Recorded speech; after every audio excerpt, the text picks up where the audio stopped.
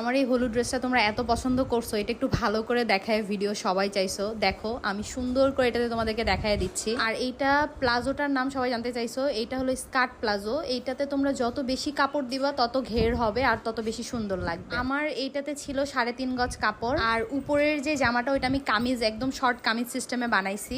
অনেকেই জিজ্ঞাসা করছো যে আমি কামিজের যে নিচের ঘেরটা আছে ওটা গোল দিছি কিনা। না, এটা গোল না, এই যে দেখো শেপটা তোমরা দেখতেই পাচ্ছ। আর আমি কামিজটা এক কালারের নিছিলাম, আর প্লাজো থেকে যে কাপড়টা অল্প করে বাচ্ছে সেটা গলায় এবং হাতে পাইপেন দিয়ে নিছি। স্কার্ট প্লাজোতে সচরাচর 5 গজ কাপড় হলে সবচেয়ে বেশি ভালো হয়, ঘের আরো অনেক বেশি হয়। কাপড় কেনার আগে আমার এটা জানা ছিল না, এই জন্য আমি আন্দাজের উপর কাপড় কিনে নিয়ে বানাইতে দিছিলাম। তবে যতটুকু ঘের হয়েছে অনেক বেশি আমার জন্য। আর যারা মোটা আছো তাদের জন্য তো একটু বেশি করে কাপড় নিলে ভালোই। যাই হোক, তোমাদেরকে দেখায় দিলাম। অবশ্যই তোমরা যারা এই ড্রেসটা বানাবা আমাকে কিন্তু ইনবক্সে পিক দিবা পরে।